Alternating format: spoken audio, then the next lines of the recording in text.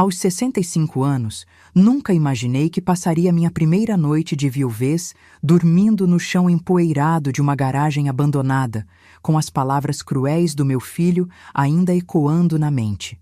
É isso que você merece, sua velha inútil.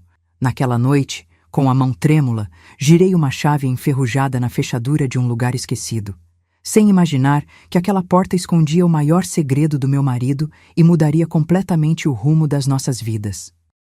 Mas antes de continuar contando minha história, confira se você já está inscrito no canal e escreva nos comentários.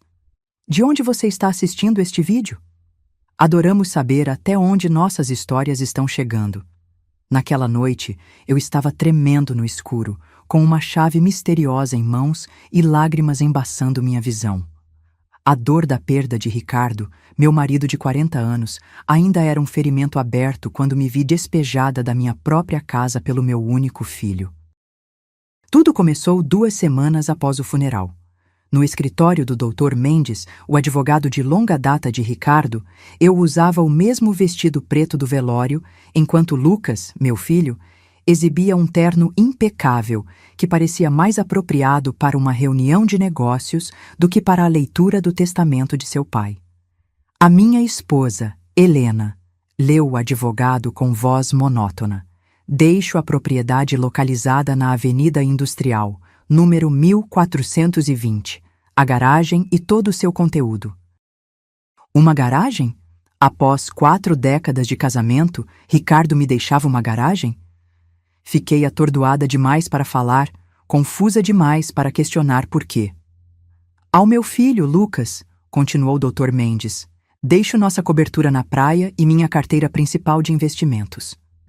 Senti o aperto da mão de Lucas no meu ombro, forte demais, enquanto ele se inclinava para sussurrar. Não se preocupe, mãe, vou garantir que a senhora seja bem cuidada. Mal sabia eu o que aquelas palavras realmente significavam. Naquela mesma noite, ao retornarmos para o que eu ainda considerava minha casa, a cobertura com vista para o mar que Ricardo e eu compartilhamos nos últimos 15 anos, Lucas colocou minha mala na entrada. Acho melhor a senhora encontrar outro lugar para ficar, mãe. A cobertura é minha agora. Está no testamento. O tom da voz dele era frio, calculista, com aquela postura de executivo que havia aperfeiçoado ao longo dos anos. Vou receber alguns investidores amanhã para discutir a transformação do escritório do pai, e preciso começar a fazer mudanças. Mas para onde eu vou? Minha voz saiu pequena, quase um sussurro. Lucas deu de ombros com uma casualidade cruel. A senhora pode ficar com a tia Carmen por um tempo, ou sempre tem aquela garagem que o pai lhe deixou. Sua risada feriu como uma faca. Por que ele deixou aquele lixo para a senhora é um mistério para mim. O que a senhora vai fazer com isso? Abrir uma oficina mecânica na sua idade? Senti algo dentro de mim se quebrar. Tentei argumentar que precisava de tempo, que não podia simplesmente sair naquela noite. Foi então que ele disse as palavras que marcariam minha alma. Você não passa de uma velhinha inútil, mãe. O que você faria com uma herança de verdade? Papai sabia disso. A crueldade foi tão inesperada, tão em desacordo com o filho que pensei ter criado, que fiquei sem palavras. Simplesmente peguei minha bolsa, a mala que ele já havia feito para mim e a chave que o Dr. Mendes tinha me entregado após a leitura do testamento. Dirigi sem rumo pela cidade, as lágrimas embaçando minha visão. Como chegamos a esse ponto? Como não percebi o homem que meu filho havia se tornado? As perguntas giravam em minha mente enquanto finalmente cheguei a uma rua desconhecida no distrito industrial, olhando para uma garagem dilapidada com um cadeado enferrujado na porta. Minha mão tremia ao inserir a chave na fechadura. A porta rangeu em protesto quando a empurrei, o feixe da minha lanterna cortando a escuridão acumulada por décadas. E então, congelei. O interior não estava cheio de lixo ou ferramentas abandonadas como eu esperava. O espaço à minha frente continha 3 veículos cobertos com capas de tecido arranjadas com precisão meticulosa. Mas foi o objeto reluzente parcialmente visível que parou meu coração. a grade cromada inconfundível do que parecia ser um carro clássico. Com dedos trêmulos, puxei a capa do primeiro carro, revelando um Aston Martin DB5 de 1963 em prata imaculada, idêntico ao que Sean Connery dirigia nos filmes de James Bond que Ricardo tanto amava. O carro brilhava como se tivesse acabado de sair da fábrica, não como se estivesse esquecido nesta garagem obscura por anos. Ricardo, sussurrei para o silêncio. O que você estava fazendo? Em 40 anos de casamento, meu marido nunca tinha mencionado colecionar carros. Nunca houve uma dica dessa paixão, desse investimento, dessa vida secreta. O segundo veículo revelou-se um Mercedes-Benz 300 SL Gullwing, de 1956. Suas portas-asa e linhas elegantes inconfundíveis, mesmo para meus olhos destreinados.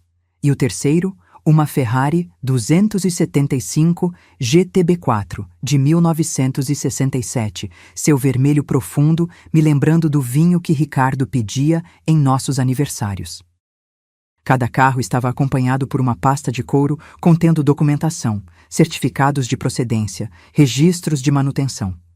Mesmo sem ser especialista, sabia que não eram apenas carros bonitos. Eram tesouros, relíquias de valor incalculável. Foi então que notei o envelope colado na parede, com meu nome na caligrafia inconfundível de Ricardo. Ao lado, havia um interruptor de luz que, quando acionado, revelou que esta não era uma garagem comum. O espaço tinha sido profissionalmente reformado com sistemas de controle de clima, piso personalizado e recursos de segurança avançados. Não era um prédio abandonado, mas um santuário automotivo cuidadosamente projetado.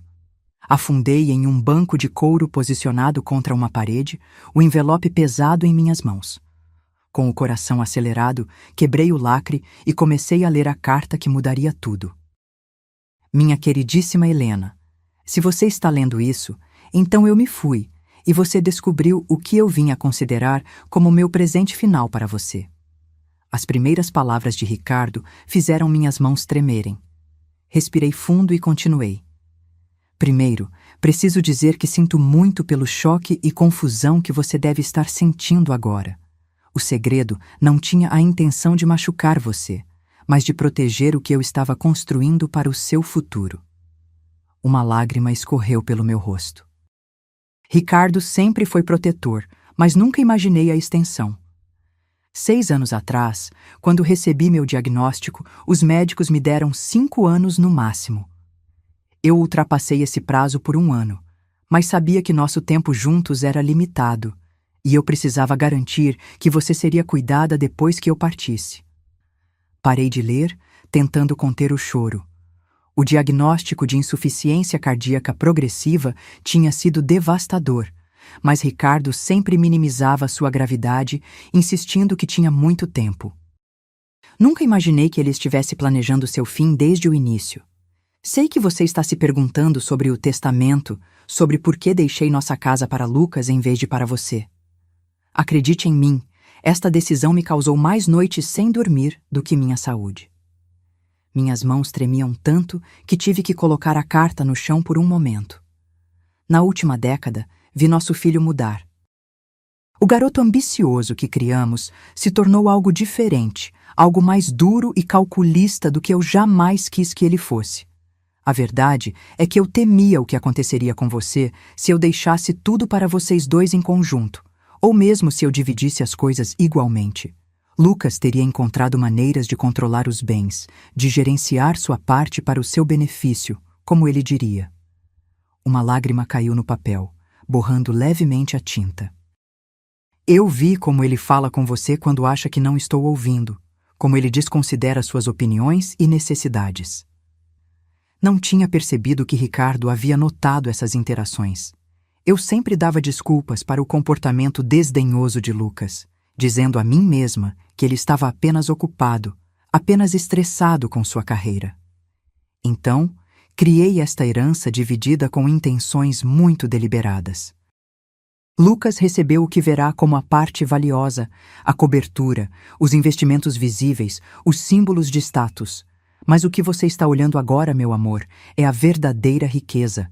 Apenas estes 3 carros valem aproximadamente 12 milhões de dólares. 12 milhões. Olhei para as 3 máquinas silenciosas, suas superfícies reluzentes refletindo as luzes do teto. Isso não podia estar certo. A documentação confirmará sua proveniência e você encontrará as informações de contato de André Meirelles, meu negociante e consultor de confiança para estas aquisições. Ele pode ajudá-la com o que você decidir fazer com eles. Continuei lendo, cada palavra revelando mais do plano meticuloso de Ricardo. Mas os carros são apenas o começo. No cofre atrás da nossa foto em Paraty, a combinação é nosso aniversário. Você encontrará a documentação de várias propriedades de investimento que adquiri nos últimos 6 anos, todas colocadas em um fundo fiduciário transferido para seu nome após minha morte. Você também encontrará informações bancárias para contas que devem fornecer-lhe uma renda confortável para o resto de sua vida. Levantei-me com as pernas bambas e me dirigi à foto emoldurada na parede.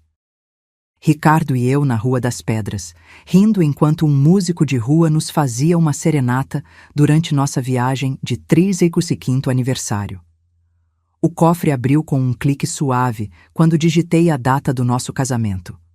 Lá dentro, encontrei uma pasta grossa e vários pendrives bem rotulados. O documento principal era intitulado Inventário Completo de Bens para Helena Martins. Abri-o e imediatamente tive que me sentar novamente enquanto colunas de números e descrições de propriedades nadavam diante dos meus olhos. Prédios de apartamentos em São Paulo, propriedade comercial em Porto Alegre, um pequeno sítio na região vinícola do Vale dos Vinhedos, portfólios de ações, títulos, investimentos em startups. O valor total no final da página me deixou atordoada. Voltei à carta, mãos tremendo. Sei que isso é avassalador e sinto muito por ter mantido tudo isso em segredo. No início, era apenas um projeto para canalizar minha ansiedade sobre o futuro. Mas à medida que o portfólio cresceu, percebi que revelá-lo prematuramente poderia colocá-lo em risco se Lucas descobrisse a extensão desses bens. Ricardo tinha sabido. Ele havia antecipado exatamente o que aconteceria. Tinha previsto como Lucas reagiria. Sempre acreditei que o caráter se revela mais claramente em momentos de herança. Lucas está recebendo um teste tanto quanto uma herança. E você, meu amor, está recebendo os meios para viver o resto de sua vida exatamente como escolher, sem dever nada a ninguém. Todo o meu amor, agora e para sempre, Ricardo. Segurei a carta contra meu peito, as lágrimas fluindo livremente. Depois de 40 anos de casamento, pensei que sabia tudo sobre meu marido. Em vez disso, parecia que só agora estava descobrindo a verdadeira profundidade de seu amor e previsão. A ironia não me escapou. Apenas algumas horas atrás, meu filho tinha me expulsado do que eu pensava ser minha casa, me chamando de velhinha inútil, enquanto acreditava que tinha recebido a herança valiosa, como ele estava enganado sobre tudo. Passei aquela primeira noite em um sofá de couro que descobri em um pequeno escritório adjacente à garagem. Pela manhã, apreciei totalmente a extensão das preparações de Ricardo. O escritório continha um banheiro compacto com chuveiro, uma pequena geladeira abastecida com água e provisões básicas, e até mesmo um pequeno armário com várias mudas de roupa do meu tamanho, com as etiquetas ainda presas. A luz do dia revelou que a garagem não era um espaço industrial negligenciado, mas uma instalação meticulosamente renovada. O que parecia dilapidado por fora era uma camuflagem intencional, escondendo os tesouros lá dentro. Após um café da manhã simples, liguei para o número de André Meirelles, que Ricardo tinha incluído em sua carta. Ele atendeu no segundo toque. Senhora Martins, eu estava esperando sua ligação. Primeiro, por favor, aceite minhas condolências pela sua perda. Ricardo não era apenas um cliente, mas um amigo. 2 horas depois, um homem distinto de 60 e poucos anos chegou. André Meirelles parecia exatamente como sua voz tinha sugerido. cabelos grisalhos, impecavelmente vestido em um blazer de tweed com patches de couro nos cotovelos. Seu marido começou a adquirir estes veículos há aproximadamente 6 anos. Ele explicou enquanto examinávamos os carros juntos. Ele foi extraordinariamente metódico em sua abordagem. Cada compra foi cuidadosamente pesquisada por autenticidade, proveniência e potencial de investimento. Mas por que carros? Perguntei, ainda lutando para conectar esta paixão com o marido que eu pensava conhecer completamente. André sorriu gentilmente. Ele me explicou uma vez. Disse que carros eram bens tangíveis, bonitos, que traziam alegria simplesmente por existirem. Ao contrário de ações ou títulos, eles podiam ser apreciados em vários níveis, como arte, como maravilhas da engenharia, como artefatos históricos e como investimentos financeiros. Ele queria deixar-lhe algo que a senhora pudesse ver e tocar, não apenas números em uma declaração. Minha garganta apertou com essa visão do pensamento de Ricardo. Era tão a cara dele, prático, mas profundamente atencioso. A coleção atualmente vale aproximadamente 12 milhões de dólares, como Ricardo indicou em sua carta, André continuou. Mas seu valor tem aumentado constantemente. Estes modelos, em particular, são considerados investimentos de primeira linha no mundo de carros de colecionador. E o que devo fazer com eles? Perguntei, ainda sentindo-me sobrecarregada pela magnitude de tudo isso. O que a senhora desejar, senhora Martins? Pode vendê-los individualmente ou como uma coleção. Pode mantê-los como investimentos. Pode até mesmo dirigi-los, embora isso afete seu valor um pouco. Não há pressa para decidir. Ricardo pagou por armazenamento e manutenção seguros para os próximos 5 anos. Passei os dias seguintes examinando meticulosamente os documentos que Ricardo havia deixado, gradualmente compreendendo a extensão das manobras financeiras secretas dele. Além dos carros, ele tinha montado uma coleção impressionante de propriedades e investimentos geradores de renda, todos cuidadosamente estruturados para serem transferidos para mim sem problemas após sua morte. Um documento em particular chamou minha atenção. A escritura de uma casa modesta, mas adorável, em Búzios, uma cidade costeira que visitamos várias vezes ao longo dos anos e sempre amamos. De acordo com a papelada, Ricardo a tinha comprado há 4 anos, totalmente mobiliada e pronta para morar. Eu tinha uma casa de verdade. Não apenas esta garagem, por mais valioso que fosse seu conteúdo. Quando a noite caiu, meu telefone tocou. O número de Lucas piscando na tela. Hesitei, então atendi. Mãe, onde a senhora está? A voz dele continha irritação em vez de preocupação. A tia Carmen disse que a senhora não a contatou. Estou bem, Lucas, respondi, mantendo meu tom neutro. Encontrei um lugar para ficar. Bem, preciso que a senhora venha pegar o resto das suas coisas da cobertura. Vou fazer com que os designers de interiores comecem a trabalhar amanhã, e eles precisam que tudo seja retirado. Nenhuma desculpa, nenhuma admissão de sua crueldade, apenas mais exigências e descaso. Entendi, eu disse, uma estranha calma se instalando em mim. E quando seria conveniente para você? Amanhã de manhã, antes das 9. Tenho reuniões o dia todo. Pensei nos documentos espalhados à minha frente, prova do planejamento cuidadoso e do profundo amor de Ricardo. Pensei no filho que podia casualmente descartar sua mãe quando ela se tornasse inconveniente. E tomei uma decisão. Estarei lá, eu disse, sentindo uma determinação crescente que não experimentava há anos. No dia seguinte, cheguei à cobertura precisamente às 8h45, tendo cuidado com minha aparência. Usei uma das novas roupas do armário da garagem, um terno de calça simples, mas elegante, em azul marinho que se encaixava surpreendentemente bem. Lucas abriu a porta com o telefone na mão, mal olhando para cima enquanto eu entrava. O espaço já parecia diferente, mais vazio, mais frio. Várias das minhas peças decorativas estavam faltando, e as fotos de família que tinham alinhado o corredor tinham sido removidas. Finalmente, ele disse. Empacotei a maioria das suas coisas pessoais. Os designers estarão aqui às 9h30, então precisamos ser eficientes. Nenhum cumprimento, nenhuma pergunta sobre onde eu tinha passado a noite depois que ele me expulsou de minha casa. Apenas o foco imediato em sua própria conveniência. Bom dia para você também, Lucas, respondi, minha voz mais firme do que eu esperava. Vejo que você já começou a redecorar. Ele deu de ombros, me levando em direção ao quarto principal, onde várias caixas estavam empilhadas. Não adianta esperar. O lugar precisa de uma atualização completa para maximizar seu valor. Seu valor? Repeti. Você está planejando vendê-lo eventualmente? É grande demais para uma pessoa e o mercado está aquecido agora. Acho que vou reformar, aproveitar por 1 ano ou mais e depois vendê-lo para um lucro substancial. O desdém casual pela casa que Ricardo e eu tínhamos criado juntos me magoou, mas apenas assenti. Entendo. E as coisas de Ricardo? Lucas gesticulou vagamente em direção a mais caixas no canto. Eu fiquei com os relógios e a coleção de abotoaduras dele.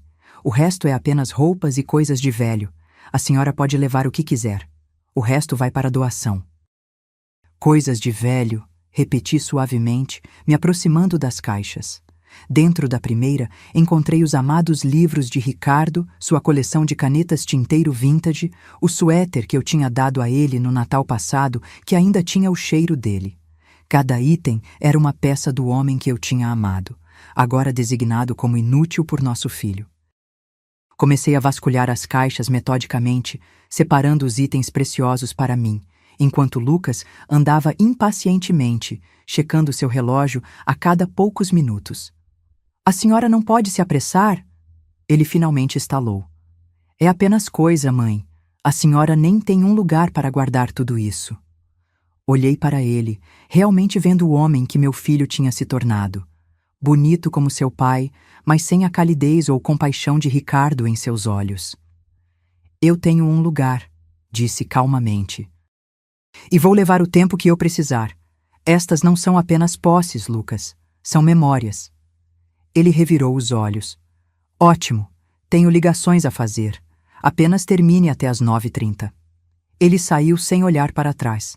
Enquanto continuava a selecionar cuidadosamente os itens, me vi passando por estágios de luto, não apenas por Ricardo, mas pelo filho que eu pensei ter criado.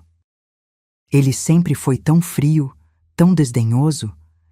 Eu simplesmente me recusei a ver, dando desculpas para seu comportamento cada vez mais insensível. Ricardo tinha visto isso claramente. Claramente o suficiente para criar um plano elaborado para me proteger do nosso próprio filho. No fundo de um armário, encontrei algo inesperado, a velha pasta de couro de Ricardo empurrada para um canto. Dentro havia um envelope selado com meu nome e uma nota. Se você encontrar isso, Helena, é uma cópia extra de tudo no cofre da garagem, apenas no caso. Meu marido inteligente e completo, criando backups para seus backups. Quando o porteiro ajudou a carregar minhas posses selecionadas no carro, dei uma última olhada no prédio. Senti uma estranha mistura de perda e libertação. A cobertura tinha sido nossa casa, cheia de memórias. Mas nunca tinha sido verdadeiramente minha da maneira que Ricardo tinha planejado que a garagem e seu conteúdo fossem. Dirigi para longe da cidade, em direção à rodovia costeira que levava a Búzios. Era a hora de ver a casa que Ricardo tinha preparado para mim, a verdadeira herança que ele tinha planejado o tempo todo. Enquanto dirigia, senti um peso levantando dos meus ombros. Pela primeira vez, desde a morte de Ricardo, não estava apenas reagindo à perda e ao choque. Estava me movendo propositalmente em direção a algo novo. A viagem para Búzios acalmou algo em minha alma que estava ferido desde a morte de Ricardo. Enquanto a estrada serpenteava ao longo das falésias, oferecendo vislumbres do vasto Atlântico Azul, me senti respirando mais profundamente do que tinha feito em semanas. Segui as direções até uma casa de pedra modesta, parcialmente escondida atrás de ciprestes adultos. A propriedade não era grande ou ostentosa, mas irradiava charme e privacidade. Um portão de madeira levava a um caminho que serpenteava por um jardim pequeno, mas lindamente mantido. Com a chave do pacote de documentos, destranquei a porta e entrei. O interior me fez parar no meio do caminho. Cada detalhe parecia ter sido escolhido especificamente pensando em mim. A sala de estar tinha estantes embutidas ao redor de uma lareira de pedra, com assentos confortáveis nas cores e estilos que eu sempre preferi. A luz natural entrava por janelas amplas, iluminando pisos de madeira cobertos com tapetes tecidos à mão. A cozinha era atualizada, mas tradicional, com uma pequena área de café da manhã com vista para o jardim. O quarto principal era aconchegante em vez de grande, mas abria para um pátio privado com um vislumbre do oceano entre as propriedades vizinhas. Mas foi o pequeno escritório ao lado da sala de estar que finalmente quebrou minha compostura. Lá, acima de uma simples escrivaninha, pendia uma pintura que reconheci instantaneamente. Uma aquarela da Praça das Artes, onde Ricardo tinha me pedido em casamento, criada por um artista de rua décadas atrás. Tínhamos perdido o original em uma mudança anos antes, mas aqui estava uma réplica perfeita, como se Ricardo a tivesse encomendado da minha memória. As lágrimas vieram então. Não os soluços desesperados das últimas semanas, mas uma liberação mais gentil. Ricardo tinha criado este espaço para mim com tanto cuidado, tanta atenção às coisas que me trariam conforto e alegria. Uma batida suave na porta me tirou da contemplação. Ao abri-la, encontrei uma mulher elegante de 70 e poucos anos, um prato coberto em suas mãos. "Olá", ela disse calorosamente. "Você deve ser Helena. Sou Mariana Alves, sua vizinha. Ricardo me pediu para ficar de olho quando você chegasse." Pisquei surpresa. "Você conheceu Ricardo?" Ela assentiu, oferecendo o prato. "Ele visitou várias vezes nos últimos anos, preparando a casa. Sou uma das poucas pessoas que sabia sobre o projeto dele. Ele me fez prometer não entrar em contato até que você viesse reivindicar o lugar." Com chá na cozinha, Mariana compartilhou detalhes que preencheram mais lacunas na minha compreensão. "Ricardo era tão meticuloso em fazer tudo certo", ela explicou. "Ele trazia fotos da sua casa na cidade, tentando capturar sua estética, enquanto criava algo que pertencia aqui em Búzios."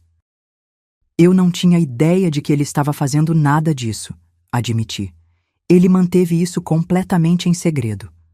Mariana assentiu pensativamente. "Ele mencionou isso. Disse que era para sua proteção, embora não tenha elaborado."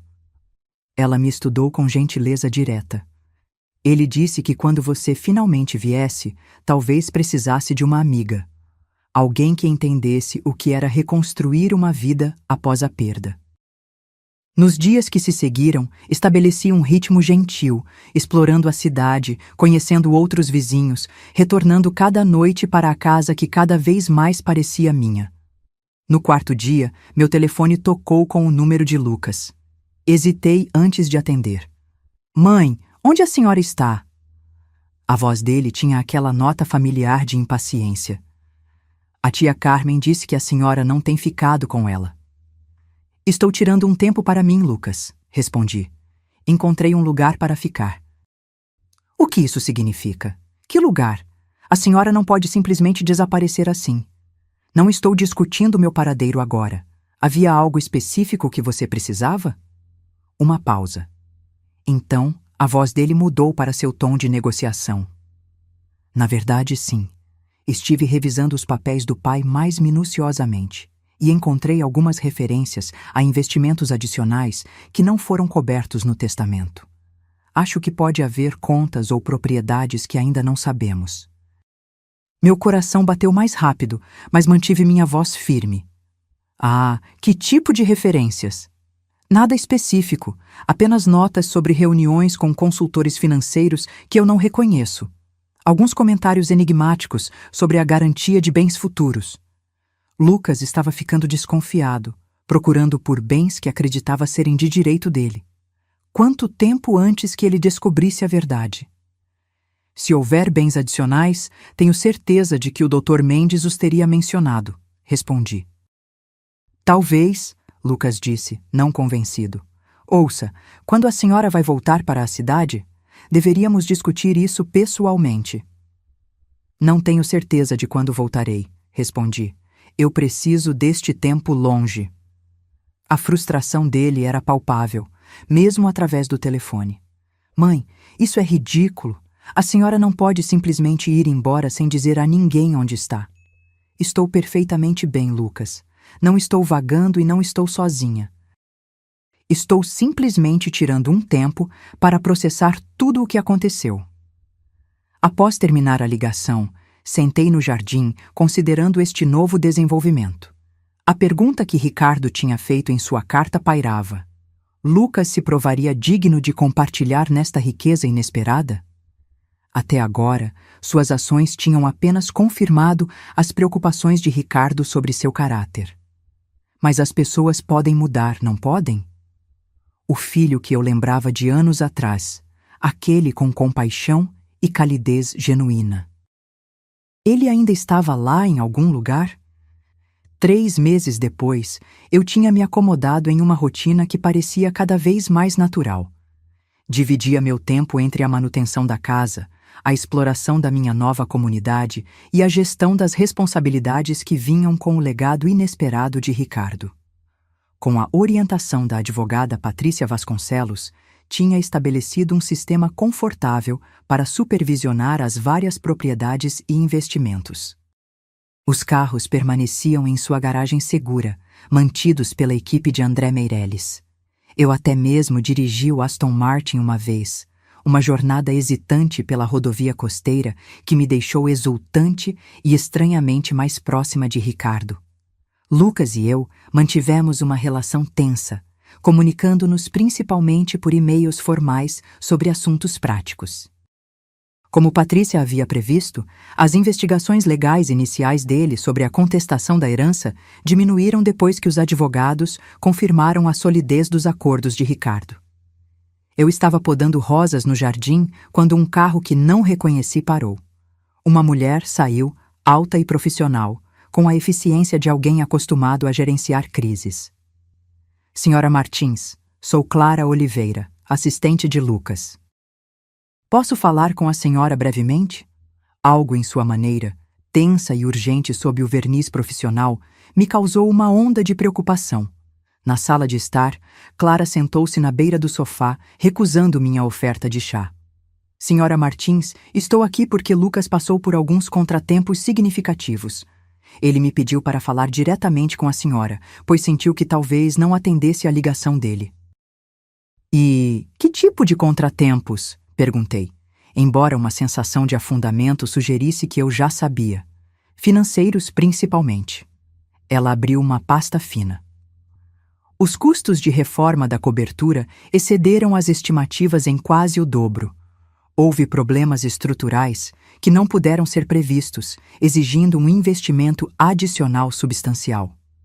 Não fiquei surpresa.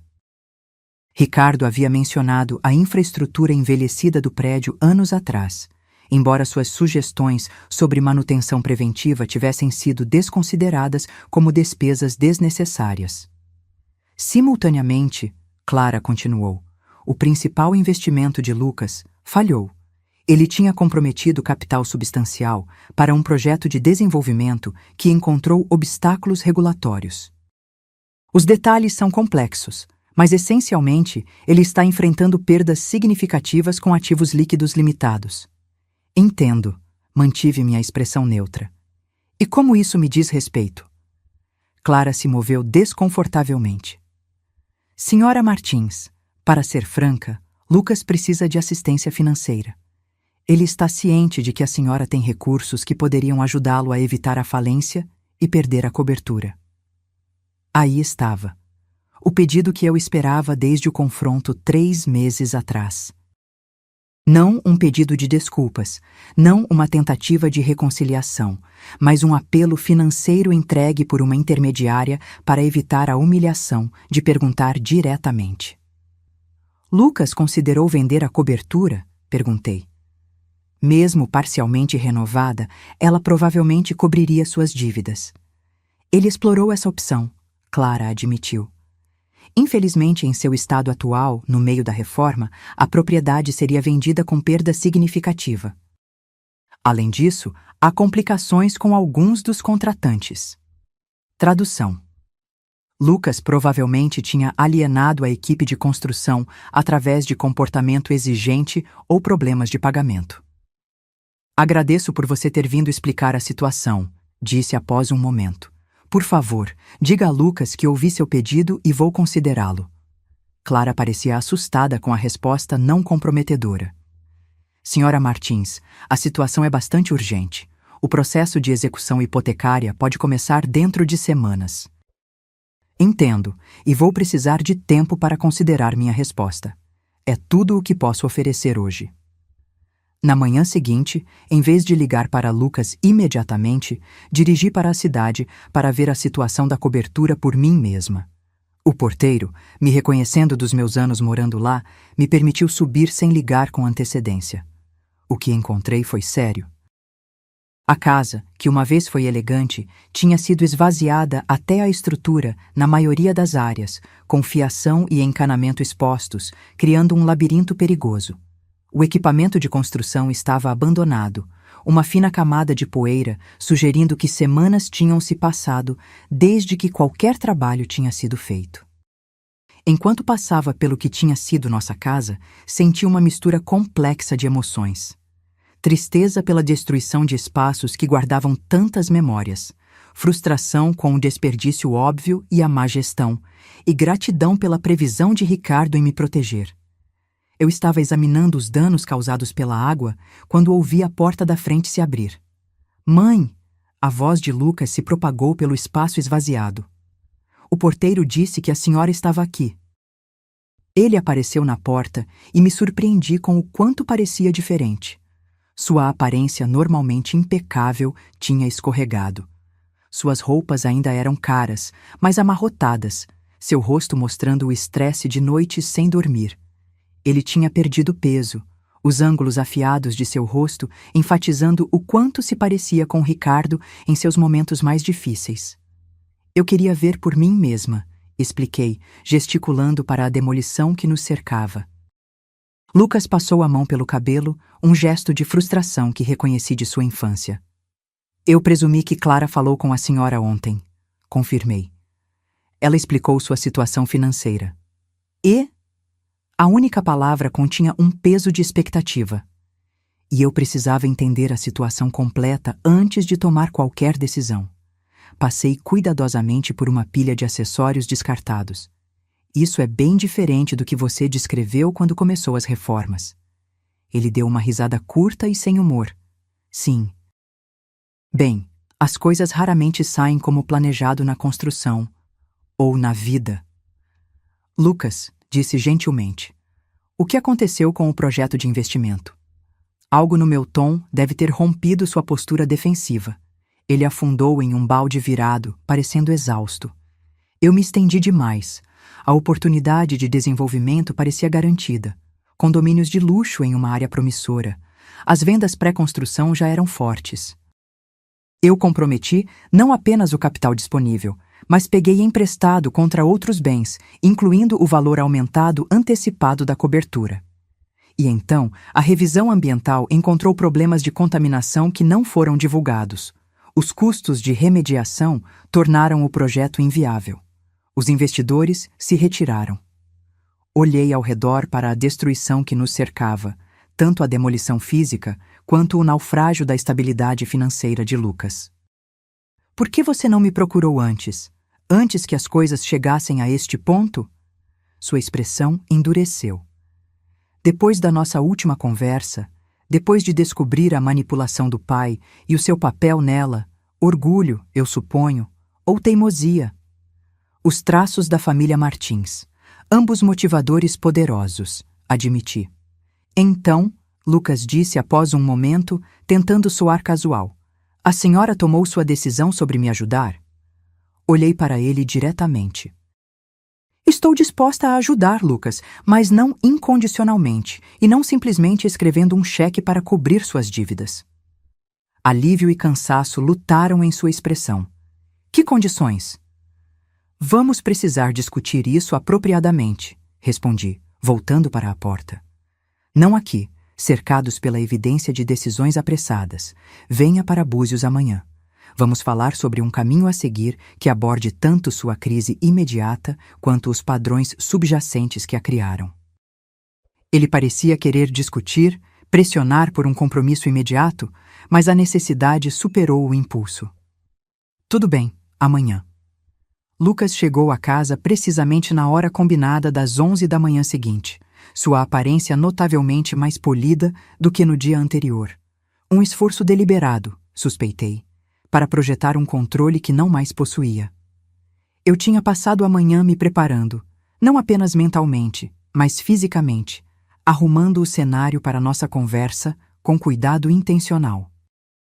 A senhora tem uma vista adorável, ele comentou rigidamente, enquanto eu o levava até o pátio dos fundos, onde tinha arranjado assentos confortáveis e um almoço leve.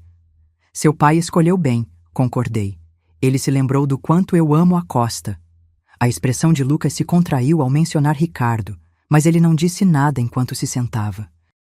O pátio tinha vista para um jardim pequeno, mas meticulosamente mantido, que se inclinava suavemente para baixo, oferecendo vislumbres do Atlântico entre as propriedades vizinhas. O ambiente era pacífico, privado e neutro para a difícil conversa que teríamos. Depois de servir chá gelado para nós dois, virei-me para encarar meu filho diretamente. Antes de discutirmos sua situação financeira, gostaria de lhe mostrar algo. Entreguei-lhe uma pasta de couro que tinha preparado naquela manhã, contendo documentos selecionados dos registros de Ricardo.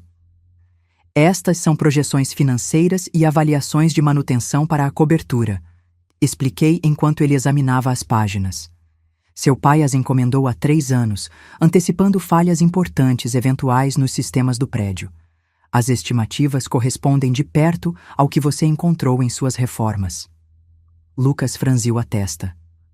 O pai nunca mencionou nada disso. Ele tentou, corrigi gentilmente.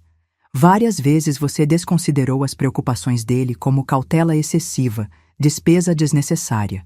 Ele te mostrou estes relatórios durante sua última visita de Natal, antes do diagnóstico dele. Um vislumbre de reconhecimento cruzou seu rosto. A chata avaliação do prédio que ele ficava mencionando no jantar. A mesma. Dei um gole no meu chá. Ricardo não estava apenas sendo cauteloso. Ele estava tentando te preparar para exatamente a situação que você está enfrentando agora. Lucas colocou a pasta de lado, sua mandíbula se contraindo. Se a senhora me trouxe aqui apenas para me dizer eu te disse em nome do pai? Não, interrompi. Estou estabelecendo o contexto para minha decisão sobre te ajudar. Ricardo viu isso vindo. Não apenas os problemas do prédio, mas o padrão de escolhas que levou à sua crise atual. E que padrão é esse exatamente? O tom dele era defensivo, mas captei confusão genuína por baixo. Priorizar a aparência em vez da substância, disse simplesmente. Buscar ganhos impressionantes em vez de crescimento sustentável, desconsiderar a cautela como pessimismo desnecessário. Olhei para ele diretamente. As mesmas qualidades que o levaram a expulsar sua mãe de casa em vez de considerar as necessidades dela ao lado dos seus planos. Ele teve a gentileza de parecer momentaneamente envergonhado. Eu não deveria ter lidado com isso daquela maneira. Não, concordei. Você não deveria. Um silêncio caiu entre nós, preenchido apenas pelo som distante das ondas e o chamado ocasional de pássaros marinhos. Lucas se mexeu um pouco, não acostumado a essa franqueza minha.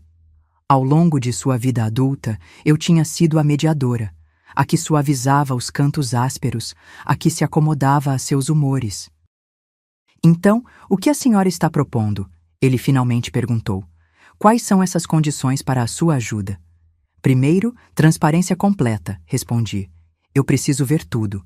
Todas as contas, dívidas, contratos, compromissos, sem passivos escondidos ou omissões convenientes. Ele assentiu rigidamente. Tudo bem, o que mais? Gestão financeira profissional daqui para frente, continuei. Você demonstrou que seu julgamento nestes assuntos é comprometido pela impulsividade e excesso de confiança. Quaisquer fundos que eu fornecer serão estruturados através de fundos com a supervisão apropriada. Sua expressão escureceu. Então, eu vou ter uma mesada como uma criança. Como alguém que cometeu sérios erros de cálculo financeiro e precisa de proteção enquanto reconstrói, corrigi. Não é punitivo, Lucas. É protetor tanto dos bens quanto de você mesmo. E eu suponho que a senhora vai controlar esses fundos. Não, disse, surpreendendo-o. Há administradores independentes com responsabilidade fiduciária. Eu não estou interessada em controlar sua vida, apenas em garantir que a ajuda que eu forneço realmente leve a uma melhoria sustentável. Ele absorveu isso, visivelmente lutando entre sua necessidade desesperada por assistência e sua resistência à perda de autonomia. E a cobertura? Ela ainda é tecnicamente minha. A solução prática seria vendê-la, disse, observando sua reação. Mesmo em seu estado atual, ela cobriria uma porção significativa das suas dívidas. Você poderia começar de novo, talvez em uma propriedade mais gerenciável. Vendê-la? A ideia parecia genuinamente chocá-lo. Mas é a nossa casa de família. É onde o pai e a senhora... É um espaço físico, Lucas, interrompi gentilmente. Um que você estava ansioso para desmembrar e transformar apenas meses atrás. As memórias não residem nas paredes. Ele se levantou abruptamente, andando pelo pequeno pátio. Você não entende. Vender seria admitir o fracasso completo. Todo mundo saberia. E lá estava, o cerne de sua resistência. Não o apego emocional à nossa casa de família, mas a preocupação com a percepção pública de vendê-la sob coação financeira. Imagem em vez de substância, mais uma vez. As pessoas já sabem, disse calmamente. A construção parou meses atrás. Os contratantes apresentaram pedidos de pagamento, a comunidade financeira discute estes assuntos. Ele parou de andar, seus ombros caídos. Eu realmente destruí tudo, não foi? A vulnerabilidade explícita em sua voz me pegou de surpresa. Pela primeira vez desde a morte de Ricardo, vislumbrei meu filho sob a postura defensiva, confuso e finalmente enfrentando as consequências de anos de priorizar as aparências. Não tudo, disse, meu tom suavizando. Mas você criou um desafio significativo que exigirá mudanças igualmente significativas para ser resolvido. Lucas afundou de volta na cadeira, parecendo de repente exausto. Então, o que exatamente a senhora está oferecendo? Um caminho estruturado para a frente, respondi. Vou estabelecer um fundo que satisfará os credores mais urgentes e evitará a execução hipotecária. Traremos profissionais para ou completar as reformas ou preparar a cobertura para a venda, dependendo do que fizer sentido financeiro após uma avaliação adequada. E em troca, você concorda com supervisão financeira por um período definido. Você trabalha com um conselheiro sobre os padrões subjacentes que criaram esta situação. E hesitei, então continuei com firmeza. Você faz as pazes por como me tratou após a morte do seu pai. Os olhos dele se voltaram para os meus. Fazer as pazes? O que isso significa exatamente? Significa reconhecer o dano feito. Significa entender que relacionamentos têm consequências, assim como decisões financeiras. Me inclinei ligeiramente. Lucas, não estou oferecendo ajuda puramente como uma transação financeira. Estou oferecendo como uma mãe que acredita que seu filho pode ser melhor do que seu comportamento recente sugere. Algo nas minhas palavras pareceu penetrar na armadura que ele tinha mantido. Ele olhou para longe, piscando rapidamente. Eu não quis dizer o que disse naquele dia. Ele falou suavemente, sobre a senhora ser inútil. Eu estava com raiva e atacando. Talvez, admiti. Mas aquelas palavras não emergiram do nada. Elas refletiram uma atitude em relação a mim, em relação a mulheres mais velhas em geral, que você tem tido por algum tempo. Ele não negou, o que representava seu próprio pequeno progresso. Preciso de tempo para pensar sobre tudo isso. Ele finalmente disse. Leve o tempo que precisar, respondi. Mas lembre-se que os cronogramas dos seus credores não se ajustarão ao seu cronograma de contemplação. 1 ano depois, contemplo o pôr do sol em Búzios de uma maneira que nunca teria imaginado possível. A casa de Ricardo, minha casa agora, tornou-se verdadeiramente meu lar, um santuário preenchido com novos amigos e novas memórias. A cobertura foi vendida, finalmente, por um valor que permitiu a Lucas liquidar suas dívidas e começar novamente em um apartamento menor, mas ainda elegante. O fundo que estabeleci para ele permanece sob supervisão profissional, embora com sua participação crescente nas decisões à medida que demonstra maturidade financeira.